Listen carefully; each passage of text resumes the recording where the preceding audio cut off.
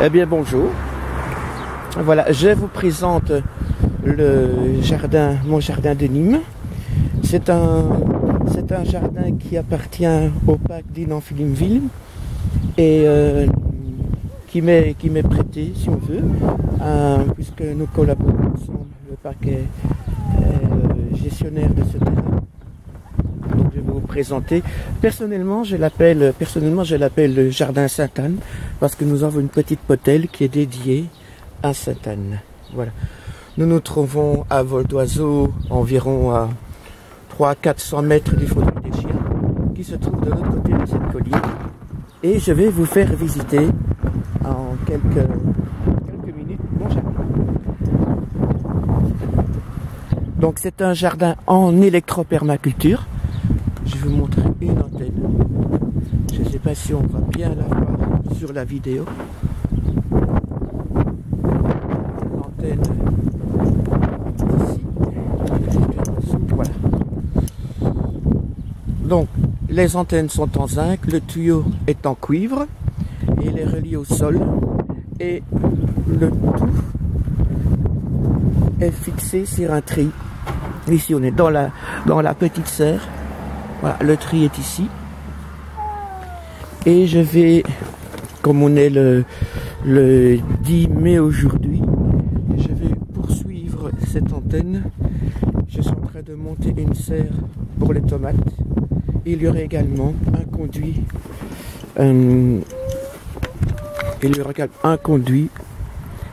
En électropermaculture pour les tomates. Alors ça c'est Stéphanie, c'est Lénie. Voilà, vous les connaissez. Mais Lénie, il a grandi depuis la dernière vidéo. D'ailleurs, quand j'ai fait la vidéo à Mariembourg, il n'était pas encore là. Donc voici. Ou alors il était tout petit.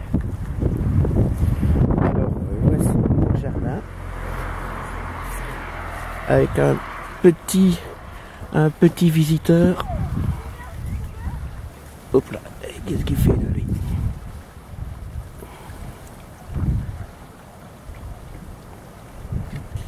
On dirait qu'il a reçu. Coucou. Bonjour toi.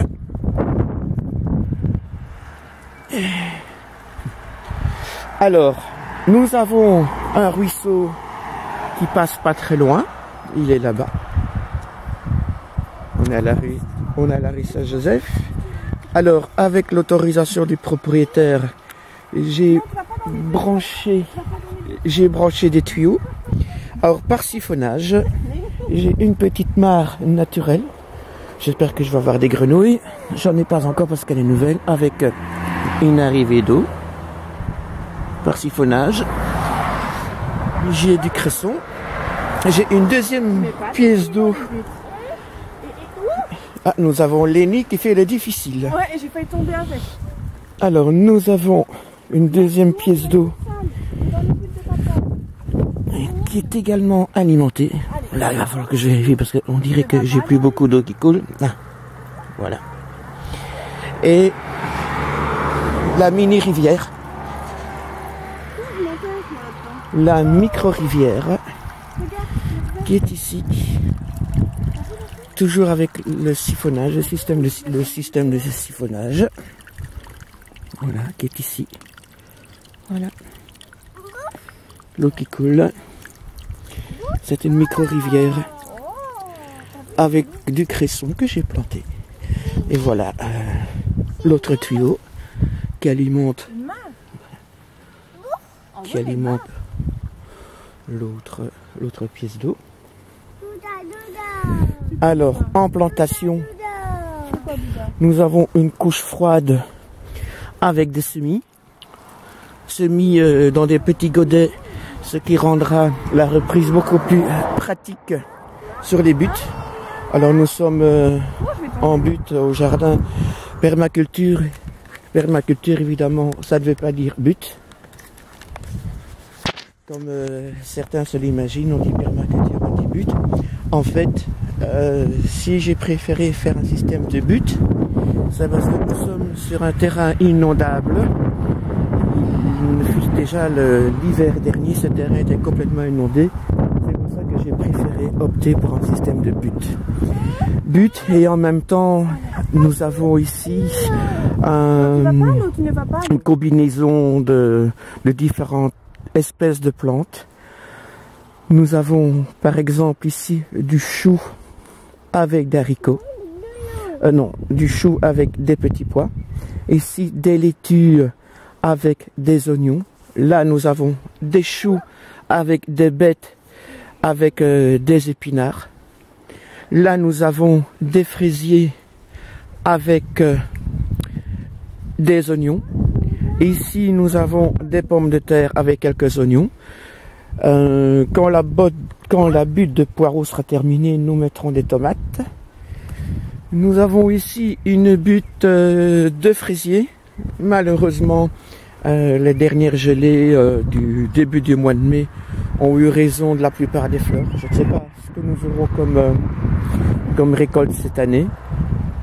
Là, j'ai déjà risqué un semis de haricots. J'ai un pommier qui est attaqué par des petites bestioles. Je vais faire une petite pulvérisation avec du véritable savon noir. Donc ne pas confondre avec le savon mou qui n'est pas du savon noir. C'est tout à fait différent. D'ailleurs, le savon noir est très bon pour la peau humaine, donc pour la peau, et pas le savon mou. Attention, ne pas confondre.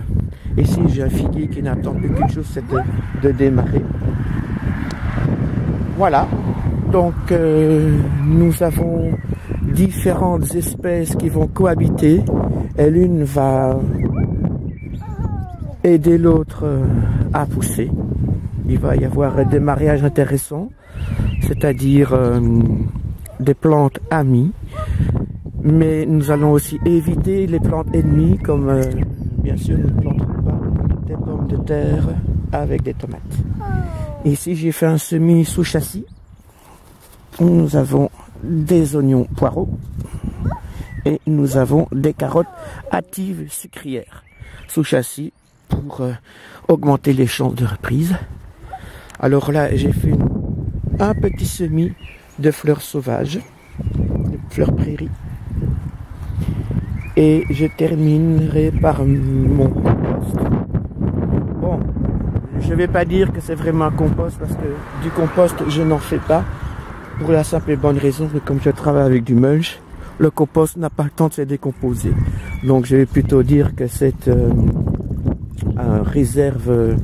une réserve de mulch, un réservoir de mulch, sur lequel évidemment je fais un mélange.